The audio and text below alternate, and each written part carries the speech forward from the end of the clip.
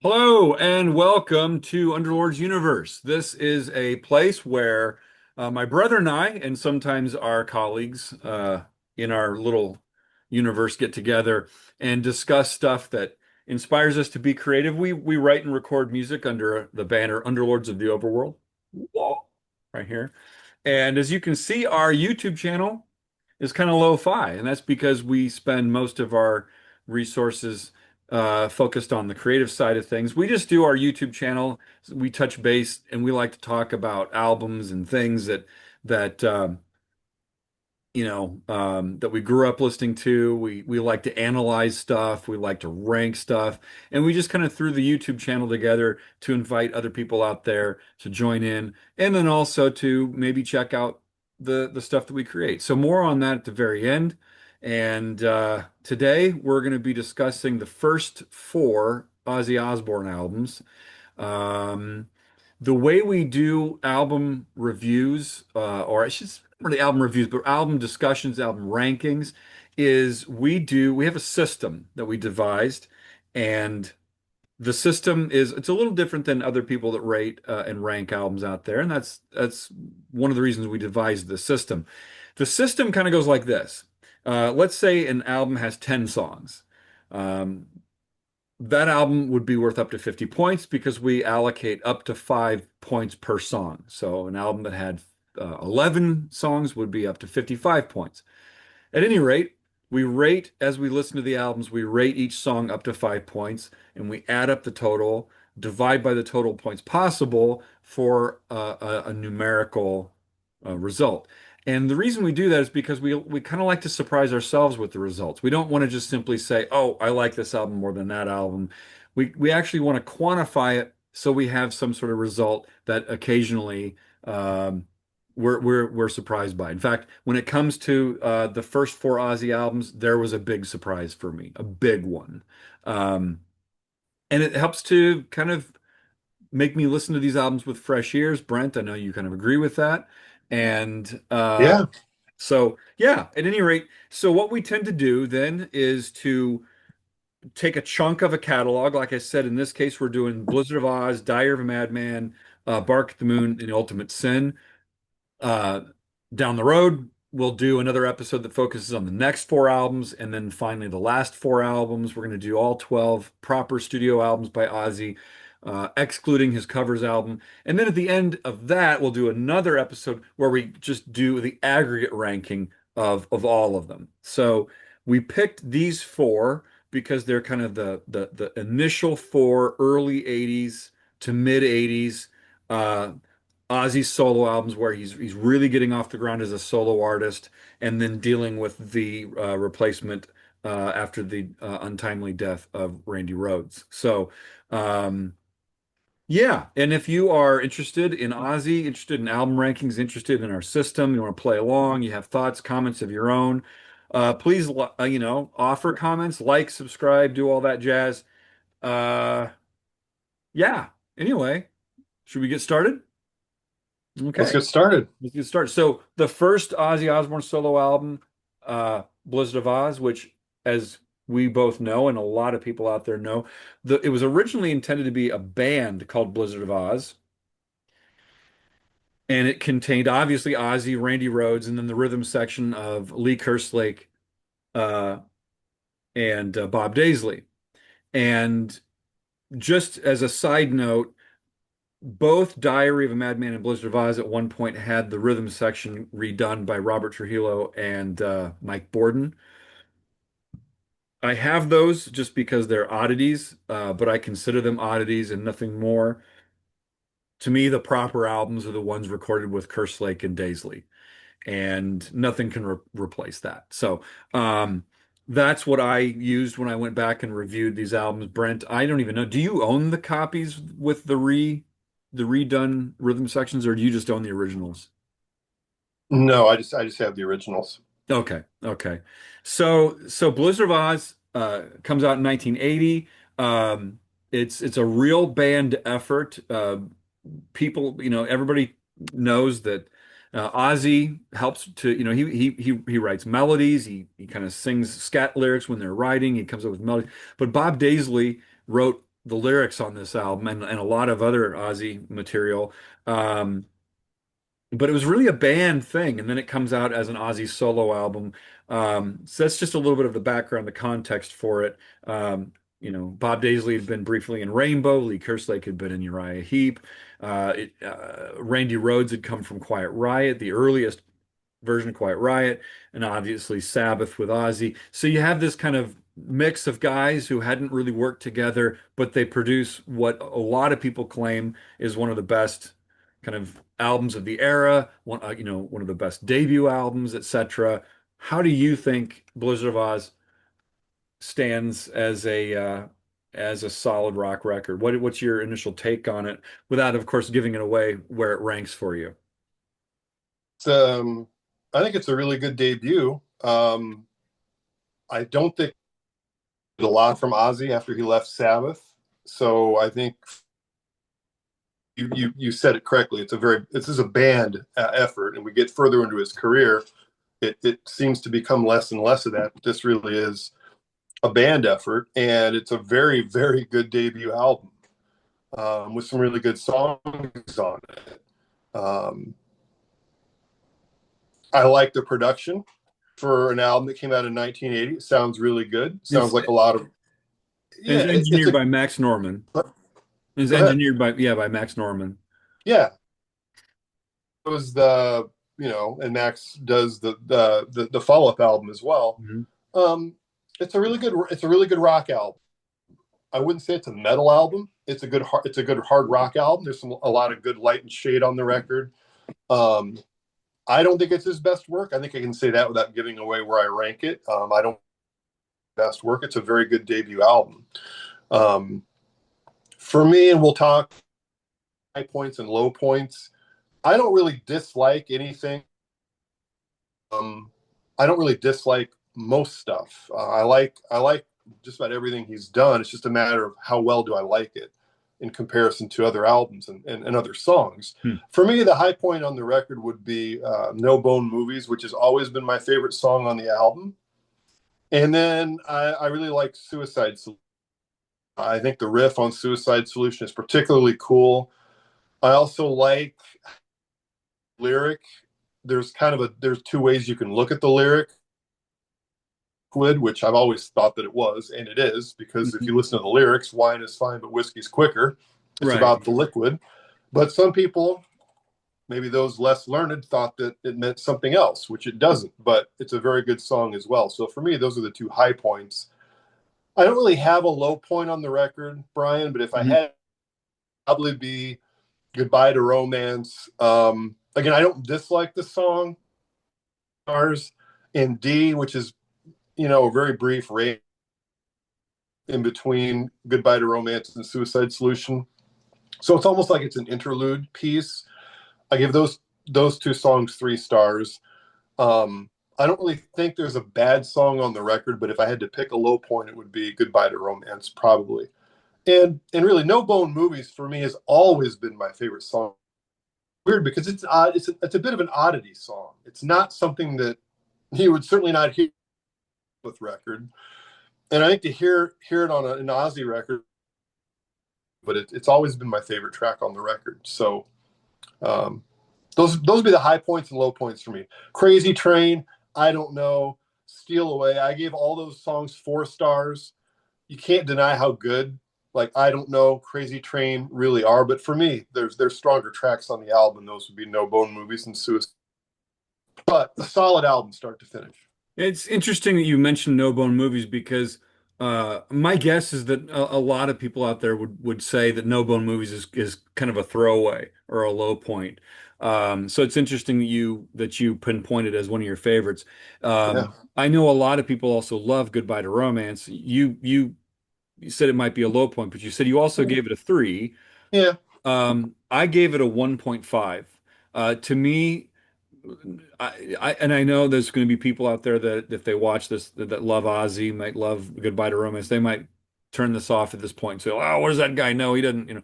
But hey, it's just I've never liked Goodbye to Romance.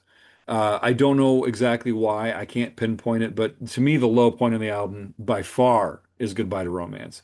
It's actually one of my least favorite. I would say least favorite because I just don't like it at all.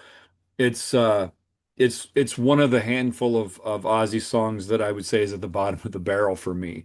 And as a result, that does have an impact on the, the ranking of or the rating of the album.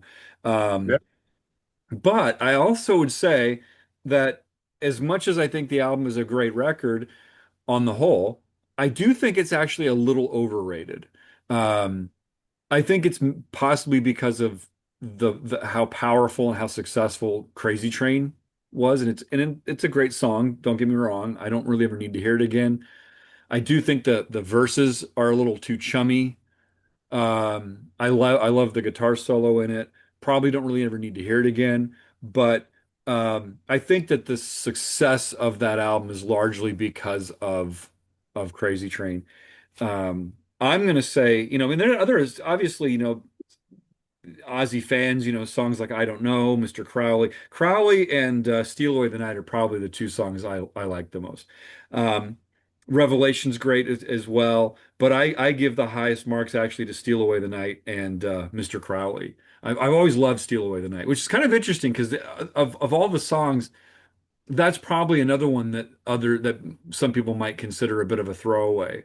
So you and I are both Well, picking. I think the guitar riff in Steal Away, the verses is great. The verses are great, Yeah. particularly in Steal Away.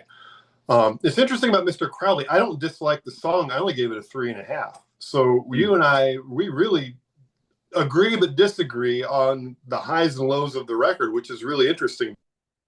We've Yeah. owned these records for the majority of our, well, all our adult lives, but we've had these records for over easily, and I've just found out really the record is Steal Away and Mr. Crowley. I didn't know that until now. So that's again one of the reasons why we kind of do this. We're Yeah. learning about a lot of stuff as we do this. Right, right. Okay, so the same band stays together for Diary of a Madman, and I do have the Ooh, the deluxe edition of that one simply because it has a whole full bonus disc on it. But that's nice packaging too. yeah, it's the only one. It's the only one that like this. I mean, they did reissue Blizzard of Oz, but it's a single disc with a couple of extra bonus tracks. But this one has a full kind of live bit, but we're not here to talk about that. Nope. Oh, excuse you. Um, I'm gonna say I think production wise, sonically, this is a huge step up. Oh, goodness, without question. And I didn't really know, as a kid, I didn't really pay much of attention to that. I don't think I noticed it. But if you put these albums and listen to them back to back, it's clear. It's like, okay, wow, they're really ramping up. And I also think that the quality of the songwriting is improved as well. It's just up a notch. And so I'll go ahead and kind of start us off on this one. Uh, Sure. I'm going to say, okay, Flying High Again is probably the crazy train from this record. This one, I think Flying High Again is the superior song. It I doesn't did have too. the chummy verses like Crazy Train does. I think Flying High Again is a great song. Yep. I think it's one of his top kind of radio songs. And also the title track, Diary of a Madman. I mean, it's epic. It's like, it's Oz doing prog kind of, it's Yeah. a Yeah. progginess to it. So, um as far as the low points on the record, I'm gonna say, I'm looking at my notes, um Little Dolls and Tonight are the low points, but even there I gave those threes. So I think this is it's a really solid record in the sense that it doesn't have the low point of Goodbye to Romance that Blizzard does, and I do think that the high points might be a little higher as well. However, how that all balances out in the scoring is yet to be seen. Mhm. So production improved, a couple of really interesting, strong tracks. I mean, Sato. I mean, how do you go wrong with that, right? I mean, you can't kill rock and roll. I mean, the whole album is just really, really solid. As you can see, I'm going by the name Believer today. So, I'd say Yeah. Believer's a four, Over the Mountain's a four. Uh, you know, the lowest points to me on this record are threes, and that still says I like them. So I don't know. What do Yeah. you think? Well, you hit the production thing right on. I mean, that's the production on this record is it's leagues better than Blizzard. And I agree with you. I think the songwriting is better. The songs are better. They sound better. Ozzy's voice is better and stronger. Um, there's more high points on this record for me. I have 3 5-star songs on the record. Flying High Again. Okay. Might you disagree with these next two? Okay. Little Dolls is my favorite song on the album, Really? See, I gave it a and three. You gave it a five? I gave it a 5. And Wow. Okay. Okay. I give Tonight 5 stars. Okay. Now, So the two low points for me, which again, I like those songs. There's nothing on this album I don't like, but they were the low points at a three. And those are the two songs you gave 5 stars to. yeah, and Flying High Again is like this album's Crazy Train, but I think it's much. I don't get tired of hearing Flying High Again. Um, Yeah. After Past, I think that was the first song that I listened to by him. Um, and yeah, you also mentioned the title track, which is like, it's like, what the hell is this? I mean, this is like Prague Ozzy Osbourne. Hmm. It's wild. It's all over the place. You Can't Kill Rock and Roll. I almost gave that a 5. Over the Mountains, a solid 4. For me, I don't really have the column that would be Believer and SATO, but those are 3.5-star songs for me. So I we link gave up. yeah, I gave Believer a four. I gave Believer a four, and I gave SATO a 3.5, like you did. So yeah. And here's one thing I'm going to say about, obviously, this was the last record that we had with Randy before his tragic death. One of my favorite guitar moments of all time, I don't care who the guitarist is, solo to Little Dolls.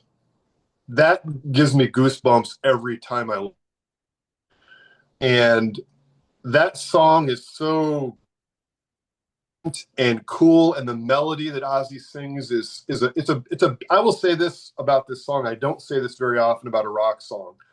That's a beautiful song, Little Dolls. I just love that song to death. So it's Um, interesting because one of the other things that we do this for is because, oftentimes when we listen to albums, we listen to the same things. Well, our brains kind of zero in on the things that we like, and sometimes we start to exclude the stuff that we haven't zeroed in on. And so when you say like that guitar solo on Little Dolls, it's like, okay, maybe I haven't zeroed in on it the way I should, so I'm gonna go back and listen to it, knowing that it's your highlight of the record, that is your highlight of guitar work, period. It's like, okay, maybe let me listen to this again. I like it, but maybe there's something I'm not hearing that you are. So I'll take another listen. I gave it a three. I like the song. yeah, Yeah, but yeah. It gives me. I can't listen to that part. I can't listen to that the ending of that song and not feel something. And I can't explain it because it's not like it's got a lyric which would evoke an emotion, but the yeah. playing and it might be knowing that he would never do another record again. Consciously has something to do, but it's just the feeling that he plays with, and solo in particular to me is very it's very moving, and I Yeah. just find that song in particular has always been a favorite of mine, and it's my favorite song on the record. So, Okay. Okay. and admittedly, that's a bit of an oddity. I know a lot of people probably don't care for that song, and if you're watching us and you think I'm crazy, please Yeah. let us Comment. know. Yeah, Right. please let us know. So, okay. So obviously, like you mentioned, Randy Rhoads, passes in that accident with the plane and everything. And Ozzy comes back. Well, first with Brad Gillis, and they do the live Yeah, Speak of the Devil record. And but then Jakey Lee gets on board and they come out with uh Bark at the Moon.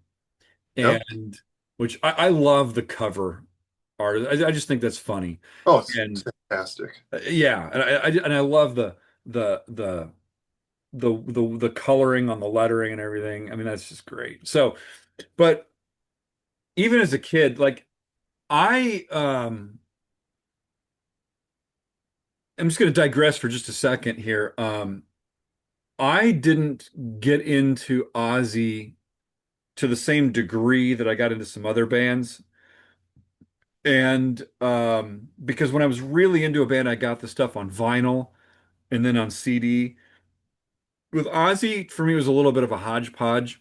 I remember having a copy of Bark at the Moon on cassette, and I remember seeing on the inside of the cassette, it said, all songs written by Ozzy Osbourne. And even as a kid, I thought to myself, well, he doesn't play guitar. He can't, he's not writing. He didn't, I just didn't believe it.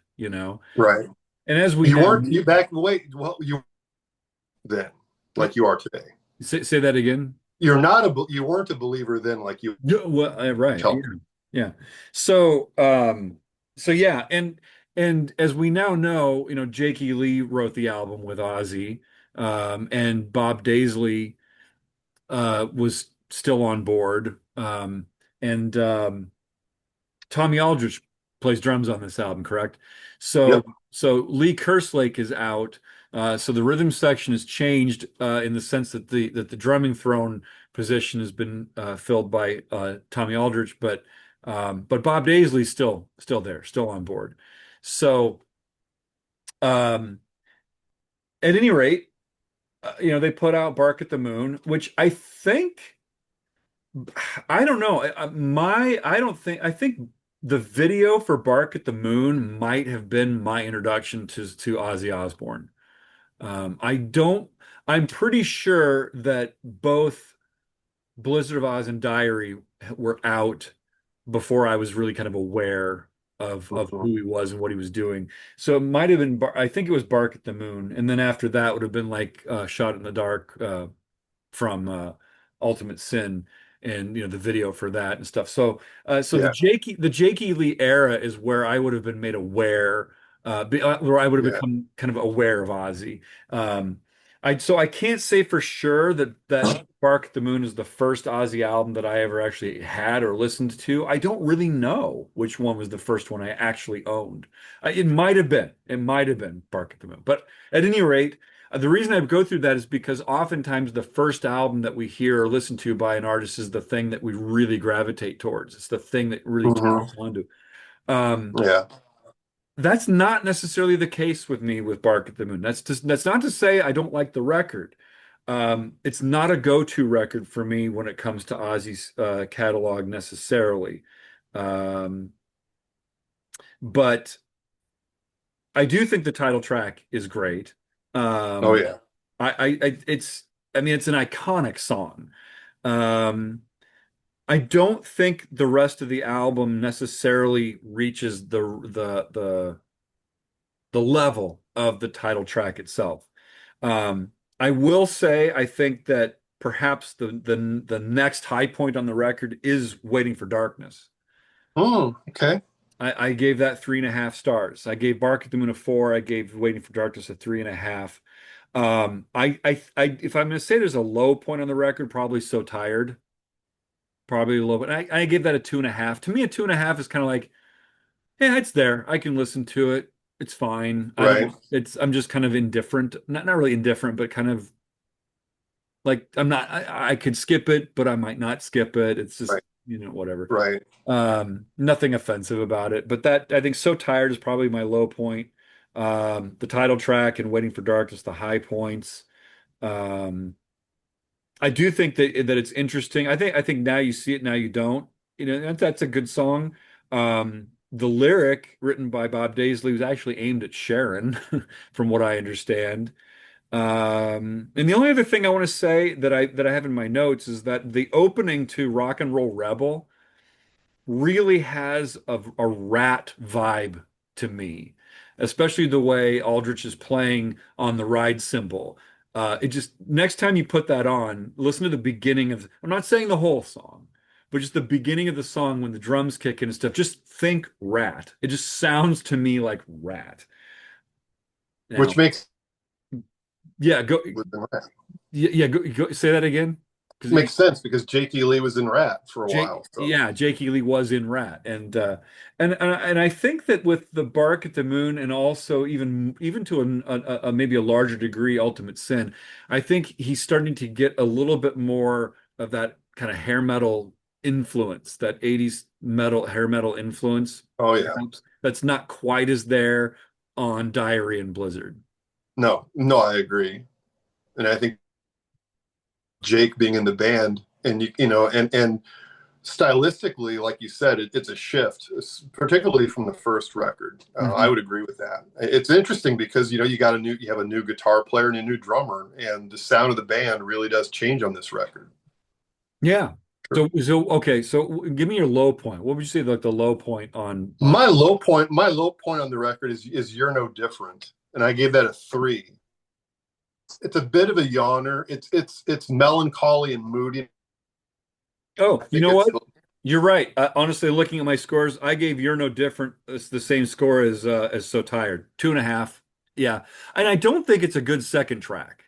it's Like as this. I was listening to the record, I thought the same thing because "Bark at the Moon" is a great opener, and then you just kind of it's like this is not really a good in my view. It Yeah, just it doesn't work in that number 2 position. And we talk about is really important. And I agree with you. It's not a particularly good second track. It's yeah. somewhere else on the record. How about Uh, high points? oh, high points. All right. The title track, 5. Great. Okay. Rock and Roll Rebel, 5. Yeah. Love that Okay. song. What a great riff. And this is an interesting pick for me. You may not like this. Slow Down. I love Slow Down. I love that. I love the melody, Ozzy's vocal on that song. Well, okay. The keys are a little bit cheesy. Okay. That's what I have in my Love. notes. That's what I have right here in my notes. Cheese. You can't see that. My notes Well, say cheese keys, but decent song. That's what my note cheese has. keys, but Don Airy's doing the cheese keys. We like Don Airy. Shout Yeah. out to Don Airy. He does good work. I've always loved Slow Down, and I think Rock and Roll Rebel is a killer track. Some I really good guitar I work. think I think it's a good song. You mentioned the cheese keys. Here's something else about the keys and the production on this record. I think production wise, this is a step down from Diary of a Madman. I don't think it's mixed as well, particularly because the keyboards just seem like they sit on top when they They kind of do. they kind of just sit on top of everything, and rather than being kind of embedded in the mix. So I don't think it's as good in that regard. Um, I agree, and that's one of the reasons why You're No Different is a bit of a problem for me as a second track because one of the first things you hear in that track is that, yeah, yeah, like you said, it sits right on top, and it's kind of. yeah, yeah. But the cheese keys and Slow Down, my friend, that's where it's at. That I Okay. love. Oh my god, I love that song. All I right. love that song. Now here's another, just another. Here's some other strong songs in this record. Now Yep. you see it, now you don't. Four Yeah. stars. Yeah. Center of Eternity, 4 stars. Waiting for Darkness, 4 stars. As you can tell, really Yep. like this record. I Yeah, really yeah, like it. you do really like this record. Yeah, I think it's good. There's nothing on here that to me sinks to the low of Goodbye to Romance. Um, Oh, but here again, when you get excited about a song and you're like, okay, I love the cheese keys on Slow Down or whatever, or when we talk to Josh about stuff, or when we talk to Travis or one of the other guys that we bring in, I'm always gonna go back. Then I kind of make little notes as we talk, and it's like, oh, okay, I'm gonna go listen to that again because I know my brother really likes it, or because Josh really like, whatever, or the reverse. If it's something you guys just don't like, and it's like something I yeah. do like, it's like, okay, I want to go back and listen to that. Okay, so it'll be interesting to see how. Now I'm curious to know where does Bark at the Moon, rank for you as it relates to the other, the other two albums we've discussed so far. Exactly. So now speaking of the production, I think I think a good case can be made if we shift over. Are we ready to shift to Ultimate Sin now? We are. Okay. I think of the four albums, this is the worst produced album. Yeah. I think it sounds like a box, I think the drums, it has a very boxy kind of cardboard box almost kind of sound to it, which is weird because I remember back in the day thinking that Shot in the Dark sounded so glossy, and it's like, but the album on the whole Really. really doesn't. It's a Ron Nevison production. Um, Bob Yeah. Daisley is out. Uh, he wrote on it. Correct me if I'm Right. wrong, I but believe you're correct. yeah, he wrote the lyrics on the record, but he didn't play on it. Phil Sasson wrote the song "Shot in the Dark" with Ozzy Yep. and played all the bass on it. And as a side note, Phil Sasson also once appeared on Guy's Grocery Games on the Food Network. Really. Yes, I I saw it. It was This is great. why, folks. This is why we do these shows. I That's did not right. know this until Yeah, and now more. you, dear viewer, you now know that Phil Soussan, who played bass on The Ultimate Sin and wrote the song "Shot in the Dark" with Ozzy, he was on the Food Network on Guy's Grocery Games. So there you go. And he currently plays in Last in Line He with Vince does. Yeah. Campbell, who was the guitarist for Dio, and was Yes, that's right. And I'd also like to point out that the artwork was done by Boris Vallejo, who was known as a fantasy artist. He did a lot of fantasy art, but he also did the art for National Lampoon's Vacation and National Lampoon's American oh, Vacation. So there you go. great cover, by the way. I do love the cover to this record. I love the I, cover to that record. I think the humor value in Bark at the Moon, and I think there's even a humor value on the cover for Ultimate Sin. yeah, Ozzy's face as that kind of bat creature thing, whatever the heck it is. Um, it's it's like anybody who takes this too seriously is just yeah, okay. yeah, Um, I also think the playing on on Ultimate Sin is I mean Tommy Aldrich is replaced by Randy Castillo right. and he's a great drummer and it's like go back and listen to the drums on this record. It's like this guy's capable of more than this. The drums just sound to me kind of lifeless. Phoned in. It sounds either phoned in or like he was held back or something. So I don't know. Who knows? But it's a Ron Nevison production. He has a history going back as an engineer with Led Zeppelin. He produced UFO. He produced UFO. like Heart.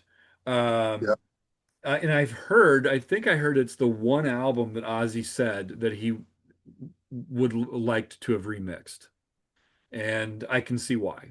You know. Um, Now, having said that. I like the record. This is another one that I had on cassette. For some reason, I have a memory in my mind of having the Ghetto Blaster out in the driveway, Mm-hmm. blaring this album while I was washing the car. I don't know why Yeah. I remember that, but I do. Yeah. Um, Well, and this is where Ozzy really exploded. yeah. His popularity went through the roof with this record. I mean, he just was, yeah, Well, you saw him on MTV all the time all the time. with the Shot in the Dark video seemed like it was on heavy rotation, which is interesting because it's an outlier in the sense that Bob Daisley didn't write it, Right. and the one song that the incoming bass player played, So at any rate, to Yeah. me, Yeah.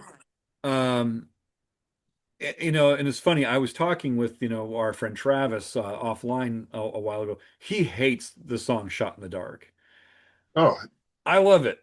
I'm sorry. I great. apologize. I love Shot in the Dark. I've always liked it. I do think it's interesting. The version on this is longer than any other version that you can find. This is 4 minutes and 26 seconds. It's about 10 seconds shorter on every subsequent CD release, as well as the streaming version. So if you have the original CD, you have a longer version of Shot in the Dark, friends. There you go. So I'm actually going to say Shot in the Dark is one of the highlights for me, but I also think that Lightning Strikes, Oh, yeah. I like that song a Oh, lot. Now, it's a little cheesy. That main riff in Lightning Strikes is so Dokken. It's like so 1980s hair metal. You know, it's like the kind of the pedal notes, the down picking on that E string. It's like I've heard a riff like this 100, 500 times from bands of that era. But, the chorus is pretty dang hooky. Oh, it's And he won't yeah, stop yeah, rocking all night. He will not stop rocking all night until the lightning strikes again. He won't. right. So, No, he he you will know, not. He you won't. know, No, I do know. and he left us that, and that's great. And I'm I, not I, I'm not being cheesy here. I'm being like, I mean, the guy passed away this I year. agree, He's dude. like, I love lightning strikes. I watched the video.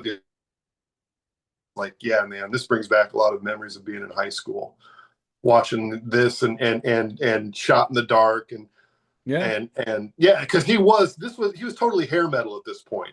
With the image, the blonde hair, yeah, the sparkly outfits, yeah, I mean, just over the top production.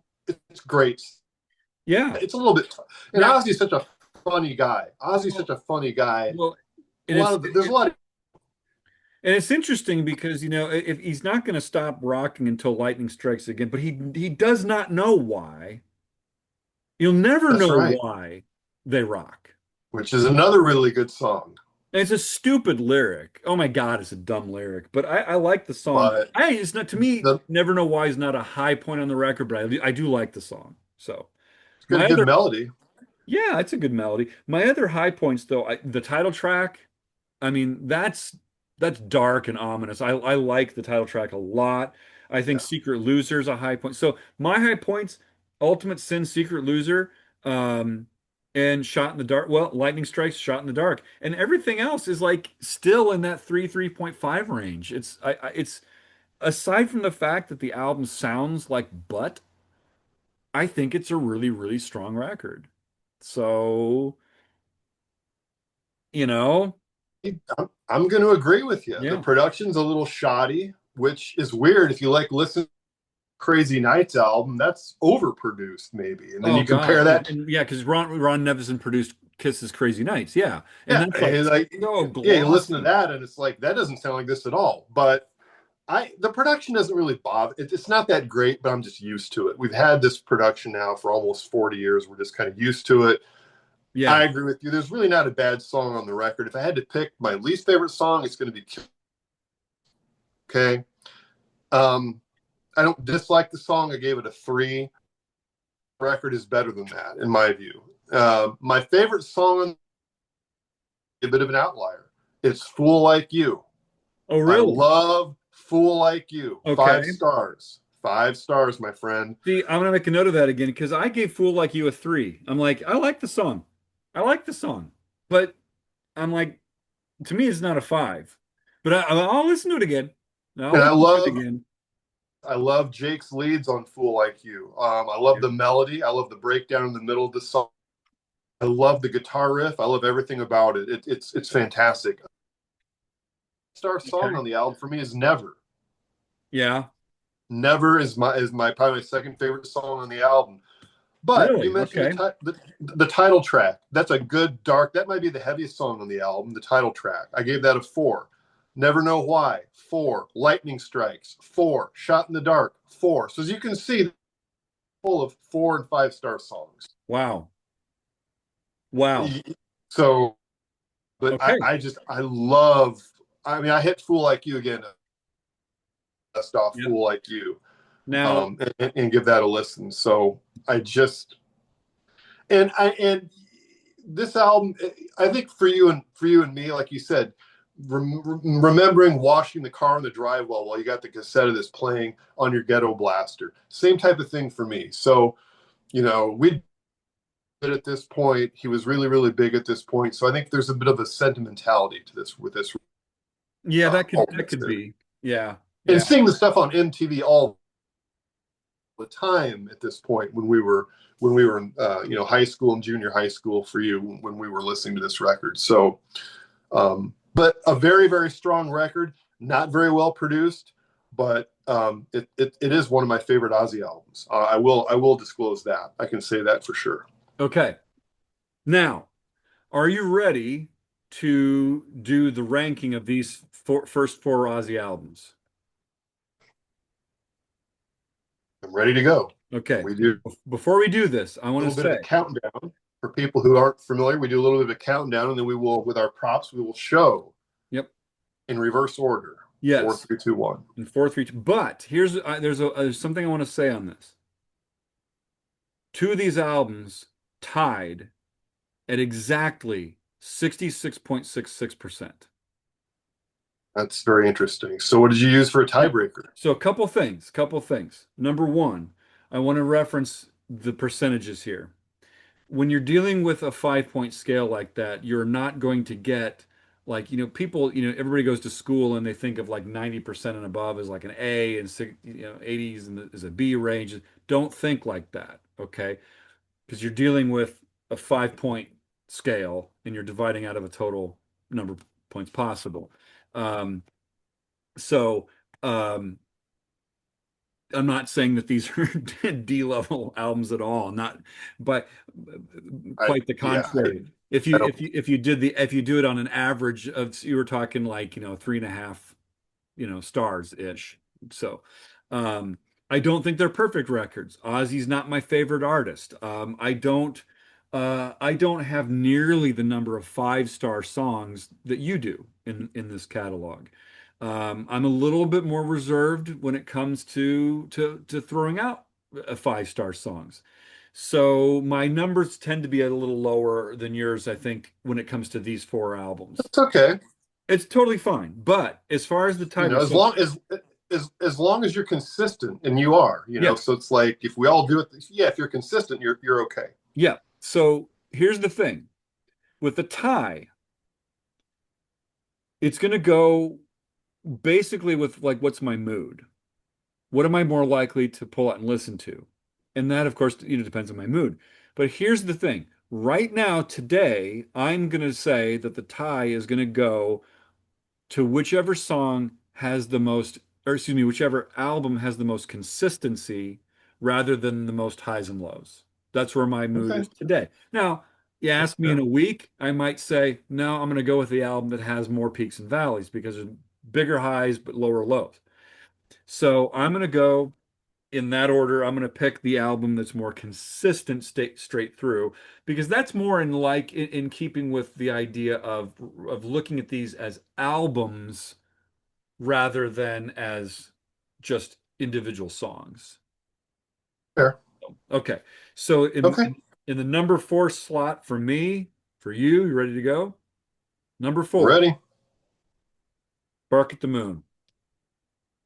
And Wow. I got Blizzard. I got Blizzard. This came in at 76.67%. So Okay. Okay. 7% for me. Wow. Okay. How about you? What percent did you give Bark at the Moon? Let me look.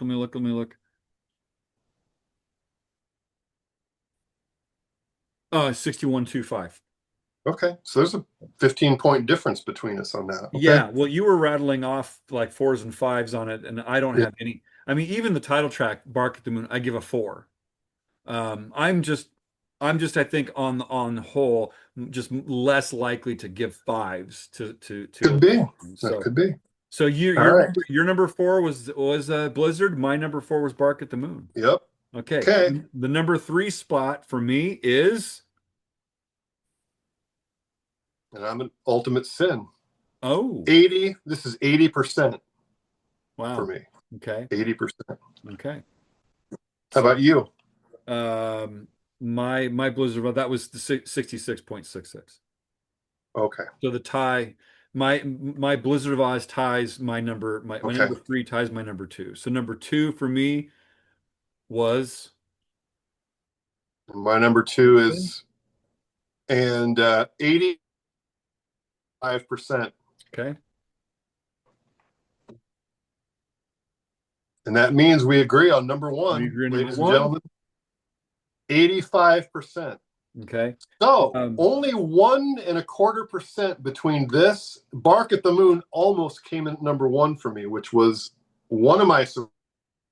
And also another surprise was Blizzard was at 76%. I thought that, and Ultimate Sin was higher than I thought it was going to be. So my preconceptions on the first four Ozzy records was all wrong, yeah. basically. Yeah. I, I expected Diary to come in at number one. I did not expect Ultimate Sin to tie and potentially even outrank um, Blizzard of Oz. I did not expect that. Yeah, But that's why we do what we do, folks. yeah, number So one. I did not expect it to be pushed as hard as it was by Bark at the Moon. That was a real surprise to me. And then I was like, oh yeah, I like Ultimate Sin, but I didn't think it would score 80%. mhm. And that's pretty. So you and I both had a surprise with Ultimate Sin, Yeah, and that's kind of cool. And like we often say, we just talk about this stuff, ourselves talking about it. So this is what we do. And yeah. as you said, I'm going to go back and maybe listen to a couple, Hmm. reevaluate some things, and listen to some stuff again. I might do the same. Yeah. Yeah, sure, why not? So, okay. So, if you're an Ozzy fan, if you like these first four Ozzy albums, what are your thoughts? How would you rank them? Do you think that we're out of our minds? Etc. Like, subscribe. We don't put out content every single day. We don't see ourselves as real huge go-getters on the YouTube thing, but once every couple weeks or so, we'll put something out. But Brent, you've finished going through the Ozzy albums, like all of them, right? Oh yeah, yep. Yeah, and so have I. So we're ready to go with another episode here pretty soon. So um now in the meantime, like I said at the very beginning, we write and record stuff. We've been doing it on and off since we were young kids. We play stuff and we if you're interested in checking out, it's all available on Spotify. Underlords of the Overworld is our most recent with a nod to Bloister Cult with that album cover. There's a song we did called Ordo Abstrusus Oculus, which is cryptic in its title. We did a version of that song with Blaze Bailey, or I should say we got him to do a vocal for it, honest to We God. did. It's available on Spotify. All these are on Bandcamp as well. Um, Derek Sherinian, who people might know from Dream Theater, Black Country Communion, etc. He played on a couple songs of ours as well. So yeah, we have fun with it. We don't make any money on it at all. Uh, but if you're interested in checking out local artists, our bass player also writes fiction, and he wrote a history which is 99.9% ridiculous and made up. And he wrote an offshoot uh, kind of series called the OAO, which is kind of a absurdity, kind of occult driven um, secret society series. And he also wrote a series or a volume of small short stories called Smaller Than Death. And we know we continue to do stuff. A lot of the songs that we write were originally instrumental, but as our drummer turned vocalist started to do vocals for us, we also started to add in songs with lyrics, and those lyrics are all inspired by the story ideas that Josh, our bass player, writes. He writes under the pen name H. Prescott Lemon. You can find his stuff on Amazon.com. So if you're into fiction, check him out. If you're into music, check out Underlords on Bandcamp. Really appreciate it. And yeah, like, subscribe, join in the conversation, etc. Yeah.